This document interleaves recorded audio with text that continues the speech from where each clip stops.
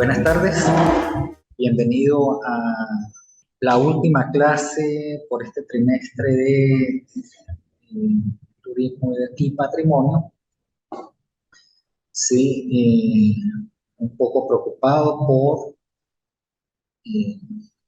actividades que se han venido desarrollando a través de la plataforma y de las cuales faltan algunas que no han entregado y ya estamos en el último trimestre de este corte. Estoy viendo por aquí la plataforma. En módulo 1 ya se han entregado ya un mapa conceptual, como yo lo repetí al principio del trimestre. Este trimestre dejé abierto las entregas y nada más ha entregado Fernández Villarreal Oscar con 98%. Alejandra Fabiola no ha entregado. La primera actividad y quedó abierto. Vamos a ver cuántos días.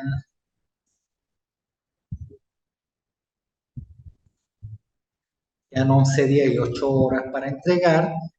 El módulo 2, que era la actividad de un ensayo, un simple ensayo, no han entregado ninguno. Quedan 11 días y 11 días para entregar. Módulo 3, que era la actividad de la exposición virtual, que ahorita, bueno, pueden realizar un video y enviarlo. Nada más entregó una persona, hubo 90%, Alejandra Fabiola Saturno. Fernández no la ha entregado, pero todavía tiene chance de entregarle. Quedan 11 días para entregar, Fernández. Y el último módulo que es hoy, tenemos también para entregar la asignación dentro de 11 días, un trabajo de investigación. Ahí están las preguntas sobre qué desarrollar el trabajo. Uno lo ha entregado y quedan todavía 11 días para entregar y tiene algunos archivos que le envié ahí para que usted investigue.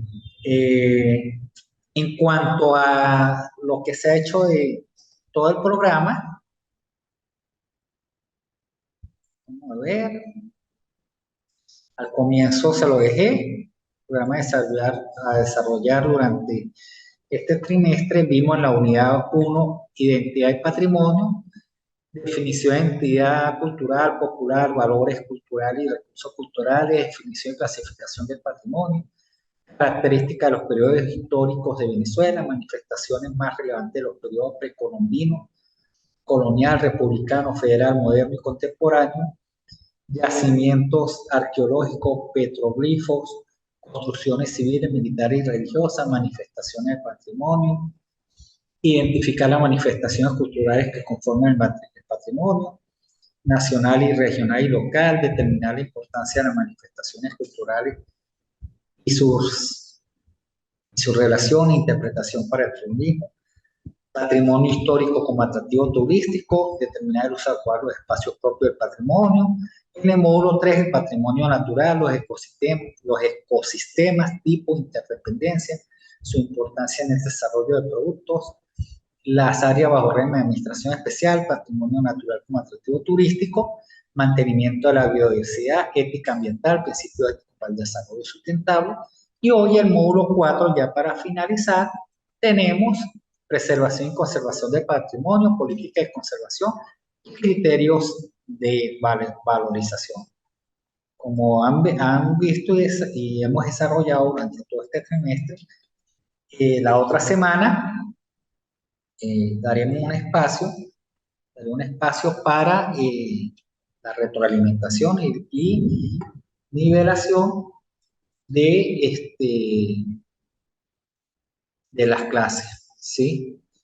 Como vieron en el pequeño resumen que se dio de las actividades que se han hecho y lo que se ha efectuado y de las que faltan, por favor traten de colocarse al día con las mismas, ¿sí? En cuanto a la preservación del patrimonio, ¿sí? Política de conservación y criterio de valorización. En Venezuela hay una normativa, voy a entregársela. Tenemos diferentes leyes que protegen el patrimonio en Venezuela. Entre eso tenemos la ley de bosque, en la ley orgánica de educación, en la ley orgánica de las comunas, ley orgánica de bienes públicos, ley orgánica de la reforma parcial de respeto con tecnología e innovación, ley de constitución de la Fuerza Armada Nacional. O sea, tenemos varias leyes sobre lo que es la protección y defensa del patrimonio. Eh, También tenemos varias jurisprudencias, ¿sí? Y varios decretos, como el que les hablé la clase pasada, que había acabado de establecer la Asamblea Nacional sobre el decreto sobre el nombre de Simón Bolívar.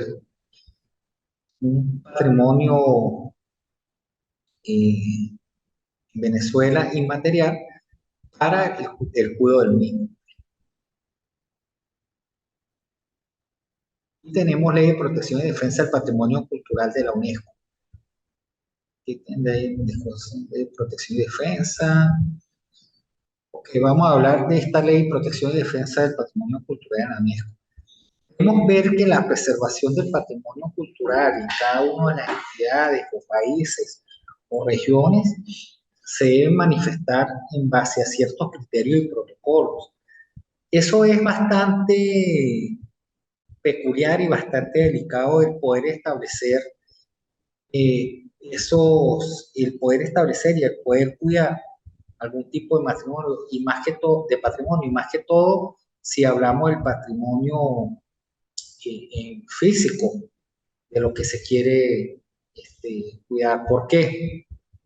Lamentándolo mucho, y digo lamentablemente porque eh, hay personas que buscan a ciertos especialistas para la restauración, el cuidado de algún patrimonio de manera física y lamentándolo mucho se ha echado a perder. Y lo digo por esto porque en este castillo de la última defensa que tuvo las fuerzas españolas, que fue la última conquista, el último reducto español que hubo en Venezuela, que lo tomó Páez, que es el castillo que está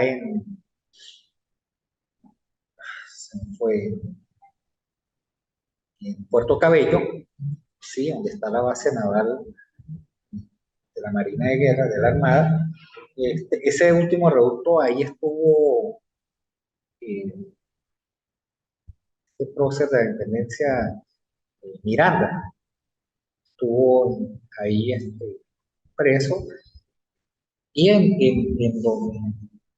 la garita, por decirlo así, donde él estuvo, lamentándolo mucho, le hicieron una restauración con cemento y eso, en mi particular y conociendo más o menos de esta materia, no se debió haber hecho así en ningún momento. Se debió haber restaurado de la manera más natural y menos de intervención eh, con elementos actuales, modernos, para el mismo. Y eso lo que es la preservación un ejemplo de la preservación de esa parte del patrimonio. En ese sentido. Fíjese que nosotros tenemos en nuestro país, del 3 de octubre de 1993, en la Gaceta Extraordinaria 4623, la Ley de Protección y Defensa del Patrimonio Cultural. En donde dice el artículo 1, esta ley tiene por objeto establecer los principios que han de regir la defensa del patrimonio cultural de la República, comprendiendo esta su investigación, rescate, preservación, conservación, restauración, revitalización, revalorización, mantenimiento, incremento, exhibición, custodia, vigilancia, identificación y todo cuanto requiera su protección cultural, material y espiritual. Esto en cuanto a la ley de protección y defensa del patrimonio cultural en nuestro país. En el artículo 2 nos dice, la defensa del patrimonio cultural de la República es obligación prioritaria del Estado y de la ciudadanía. Se declara de utilidad pública e interés social la preservación, defensa y salvaguarda de todas las obras, conjuntos y lugares creados por el hombre o de origen natural que se encuentran en el territorio de la República y que por su contenido cultural constituye elementos fundamentales de nuestra identidad nacional. Entre esos, fíjense que en el artículo 2 nos establece, en una de las frases, dice, y lugares creados por el hombre o de origen natural. Dentro de las áreas bajo administración especial que hemos hablado en las clases pasadas, en el Sistema Nacional de Parques tenemos los monumentos naturales, que muchos de ellos son patrimonio cultural de la humanidad. Entre esos tenemos el Salto Ángel, ¿sí? Es un patrimonio de origen natural y que está en nuestra misión, nuestro país, en la misión de preservar estos monumentos. Pero fíjese que, hablando sobre esa preservación, el ser humano ha destruido patrimonios eh, tanto de origen natural como de origen hecho por el hombre. Pues. Y le voy a poner un caso, los talibanes, creo que fue cuando comenzó la guerra del Golfo, hace 20 años, había unos budas gigantes, ¿sí? Eh, creo que era en Irán o Guay, algo así era. Y ellos lo destruyeron, pues. Ellos, lamentándolo mucho, esos budas gigantes parece que tenían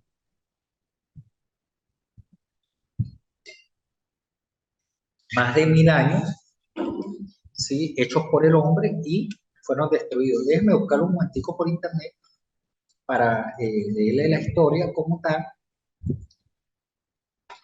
y usted darse cuenta de eh, dudas gigantes. Aquí está, Budas gigantes destruidas por los talibanes. Sí, yo me acuerdo de esa noticia. Además, ustedes lo pueden buscar. Eran los Budas de Bamiyan. Los Budas de Bamiyan fueron dos monumentales estatuas de Buda talladas a los lados de una acantilado del valle de Bamiyan en Afganistán central. Fue en Afganistán, situado a 230 kilómetros al noroeste de Kabul, a una altura de 2500 metros sobre el nivel del mar. Lo más probable es que se construyeran los siglos quinto o sexto. Las estatuas representaban una clásica mezcla del arte greco-budista. Muchos los cuerpos principales fueron esculpidos directamente en la roca arenisca, pero los detalles fueron modelados en barro mezclado con paja, bañado con estuco. Este baño prácticamente gastado de hace años fue pintado para mostrar las expresiones de la mano, caras, mano y cruce de la vestidura. Vamos a ver, historia, destrucción. Parece que las reconstruyeron, no. Sin embargo, en 2001, después de sobrevivir casi intactas durante 1500 años, imagínense, 1500 años, el régimen islámico talibán decidió que estas estatuas eran ídolos y por tanto contrarias al Corán, ordenando así su destrucción. Las colosales estatuas fueron devastadas con dinamita y disparos de estanque. Durante la demolición, el ministro de Información talibán bromeó sobre la dificultad que representaba la destrucción de estas estatuas. Dijo, este trabajo de destrucción no es tan fácil como la gente quiere pensar, no se puede bombardear así como así las estatuas, puesto que ambas fueron talladas en una cantidad, están firmemente pegadas a la montaña. Vamos a ver, en el año 2002, una escultura de Buda fue encontrada en una montaña de Sri Lanka. Lástima, o sea,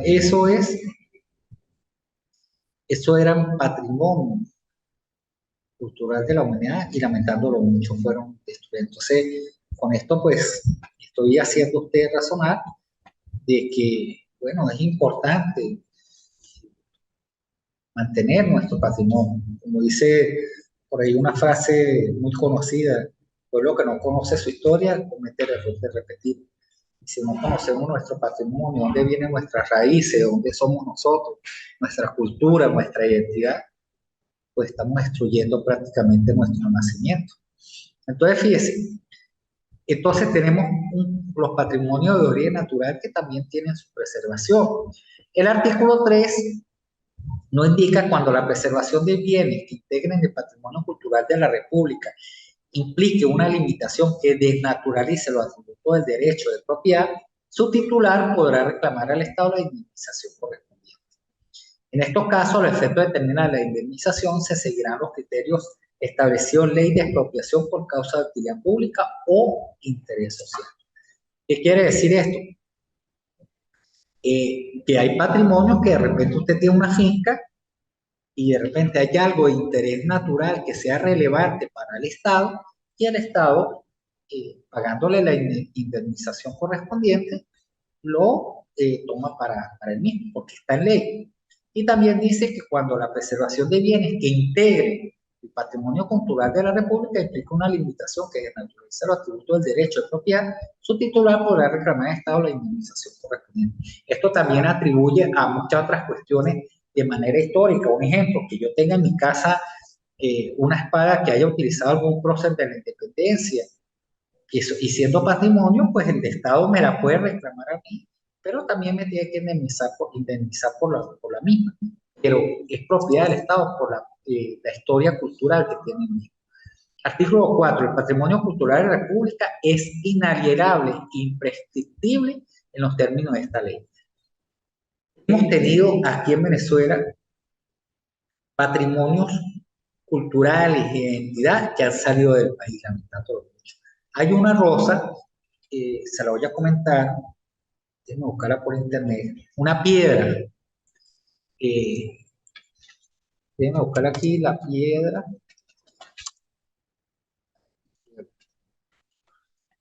a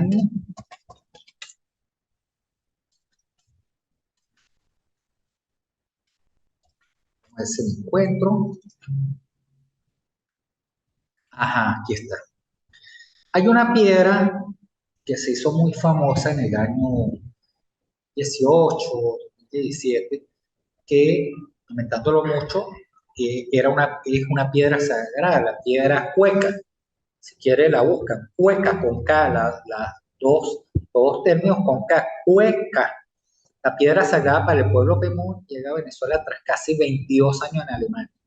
Esta piedra no se sabe con qué permisología, pero fue sacada de las entrañas del Parque Nacional Canaima, de los indios Pemones.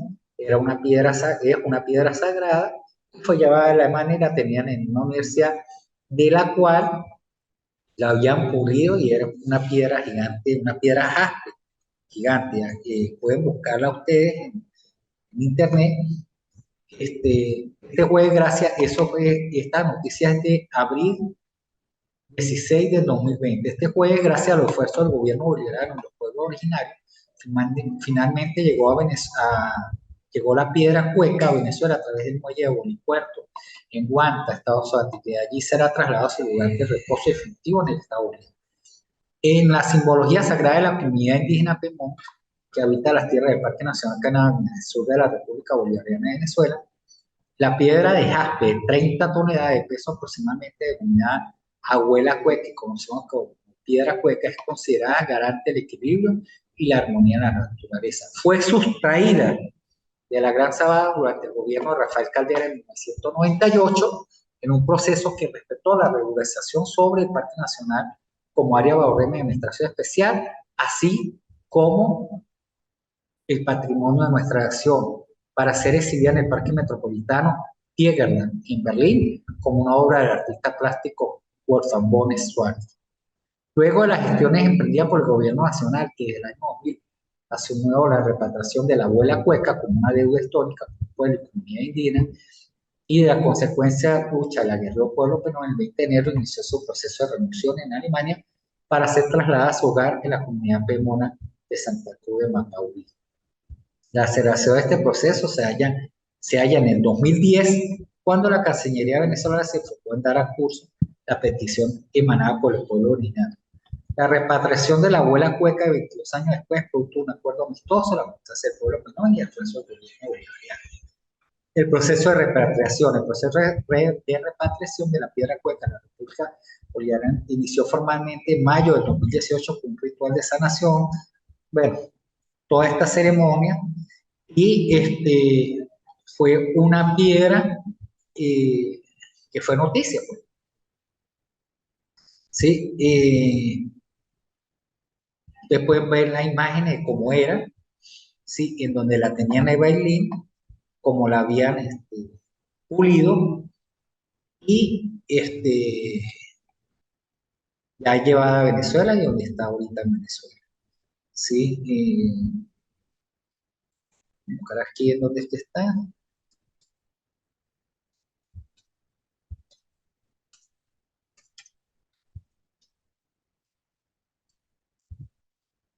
Por ser un patrimonio, bueno, aquí ya la tenía en Venezuela.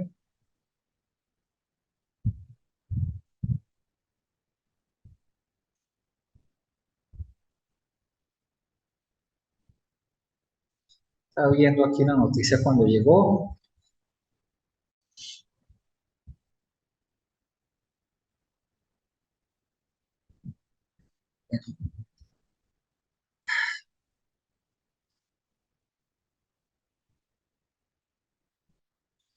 Bueno, y ya está en Bolívar, pues. No llegó a Bolívar. Pero, como pueden ver, pues, lamentándonos mucho, han sacado cuestiones de patrimonio. El artículo 5 nos dice corresponderá oficialmente al Instituto del Patrimonio Cultural todo cuanto atañe a la defensa del patrimonio cultural, aquí prevista con excepciones que establezcan. De los bienes que constituye el patrimonio cultural de la República Bolivariana de Venezuela. Aquí en estos artículos de la ley está resumida todas las clases que hemos dado sobre patrimonio. Los conceptos, patrimonio cultural de la República, los efectos de esta ley, está constituido por los bienes de interés cultural así declarados que se encuentran en el territorio o que ingresen quien quiera. Y está todo, aparece también del organismo competente, del nombre y objeto, se crea el Instituto del Patrimonio Cultural, el reglamento. Vamos a ver aquí la preservación, vamos a ver cuál es el artículo de los consejos consultivos del Instituto del Patrimonio Cultural, de la declaratoria de los bienes que constituye el patrimonio cultural de la República. Fíjense este artículo 13, la declaración de un bien de interés cultural como monumento nacional corresponderá al presidente de la República en Consejo de Ministros. Lo demás viene el artículo 6 de esta ley serán declarados tales por el Instituto del Patrimonio Cultural. Parágrafo único, la declaración de sitio de patrimonio histórico, cultural o arqueológico como áreas bajo de limitación especial se regirá por lo dispuesto de la ley orgánica para la ordenación del territorio, pero el control de la ejecución de los planes esta lo ejercerá el Instituto de Patrimonio Cultural.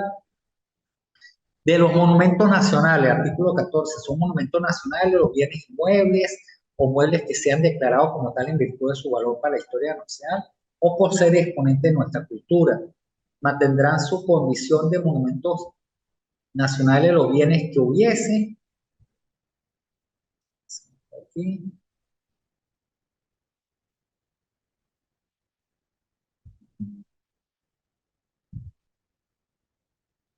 De los monumentos nacionales. Y tenemos de los bienes inmuebles de valor histórico, de los bienes inmuebles de valor artístico, de las poblaciones, insisto, que por sus valores típicos, tradicionales, naturales, históricos, ambientales, artísticos, arquitectónicos, arqueológicos, sean declarados objeto de protección y conservación. Tenemos los diablos de Danzante de Yares, que son patrimonio cultural de la humanidad, como ejemplo en este sentido. En la población in situ, el Instituto del Patrimonio Cultural, del Patrimonio Arqueológico Paleontológico de la República, de eso también tenemos bastante, de las disposiciones complementarias. Bueno, en ese sentido, En la ley que nos están, que estamos presentando eh, en esta clase, pues nos abarca todo lo que corresponde al patrimonio, tanto internacionalmente como en nuestro país. Ahora bien, sobre la conservación y preservación de los patrimonios. Acuérdense que esto es una perspectiva histórica. Todo lo que corresponde a patrimonio, identidad, nos da una perspectiva histórica en nuestro país, pues, y nosotros como ciudadanos. Esto es un proceso, siempre va a ser un proceso continuo en todo momento, por lo cual se establecen los diferentes parámetros y regulaciones para este tipo de preservación. La preservación va desde cuidar lo que tenemos, simplemente, hasta la forma de restaurarlo de la manera más natural posible, ¿sí? Porque son procesos en esta preservación, estos patrimonios, el proceso de transmisión y conservación continua de culturas que hoy en día estamos todos de generación en generación. Eso es esta preservación del patrimonio, no solamente el arreglar las cosas, ¿sí? Materiales, sino transmitirla a nuestros hijos como es. Tenemos nuestra identidad, darle a conocer cómo se hizo nuestra república, darle a conocer cómo es el gentilicio del venezolano, cómo es el gentilicio de cada uno de sus pueblos, cómo es el gentilicio, cuál es nuestra cultura. Bueno, desde hasta lo que comíamos o lo que hoy en día comemos, que es cultural. Hasta en ese sentido, este, transmitirlo y en esa preservación de ese patrimonio. Por eso es que hoy en día esas personas que son historiadores y que revelan nuestra identidad a través de esa historia y nuestro patrimonio, son personas sumamente importantes en nuestro quehacer y en nuestra sociedad.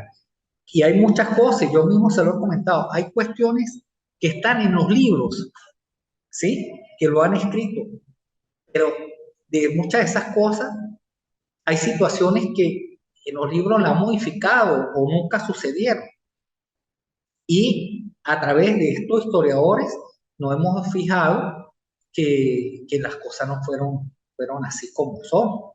Por eso es muy importante poder este, preservar de generación en generación esa perspectiva histórica de lo que nosotros fuimos y hacia dónde vamos.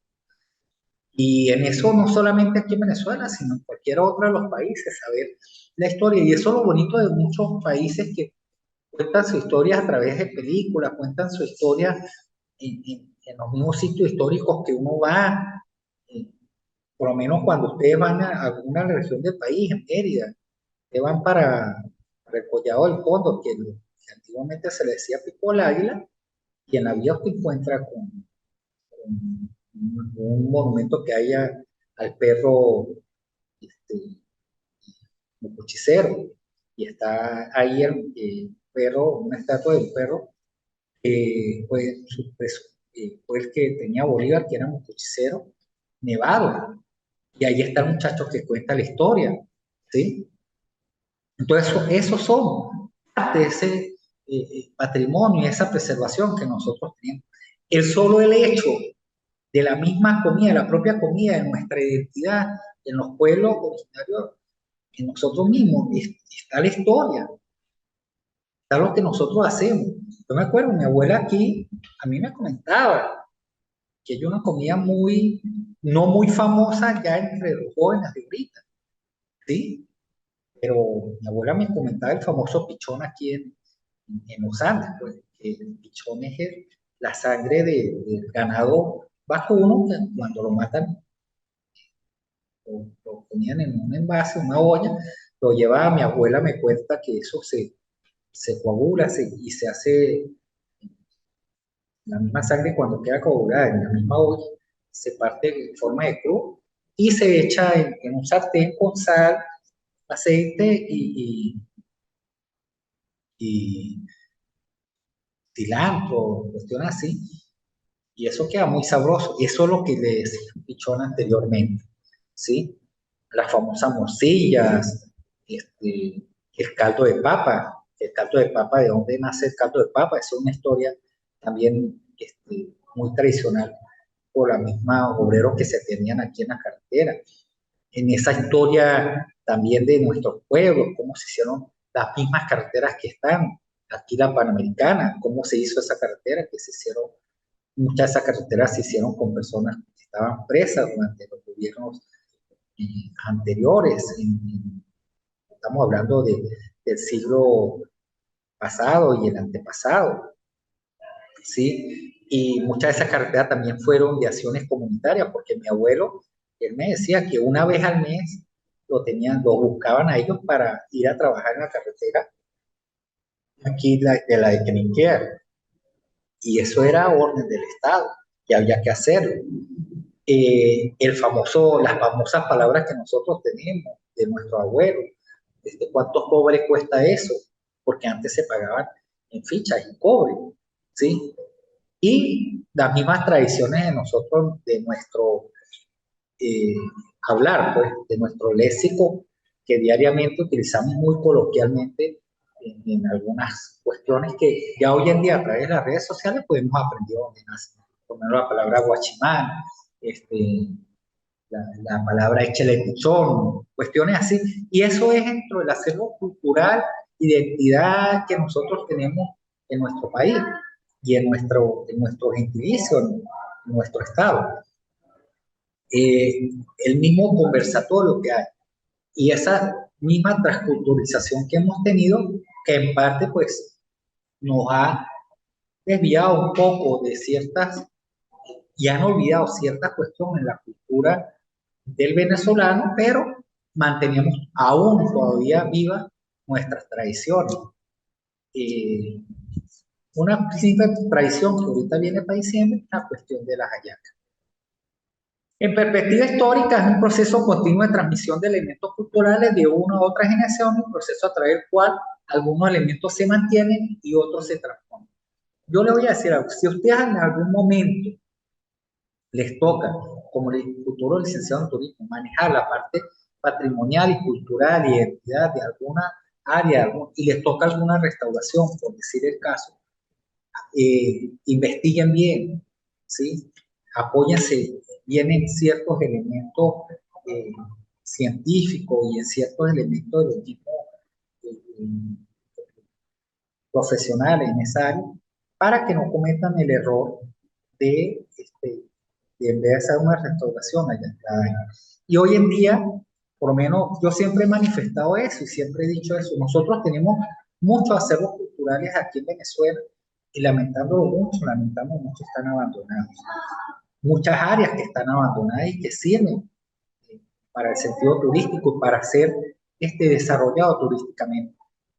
Eh, Colombia tiene algunas áreas que han sido áreas históricas y hoy en día son museos. Esas mismas áreas hoy en día son museos o son áreas de esparcimiento como una fuente de eso, sin tocar la parte del patrimonio.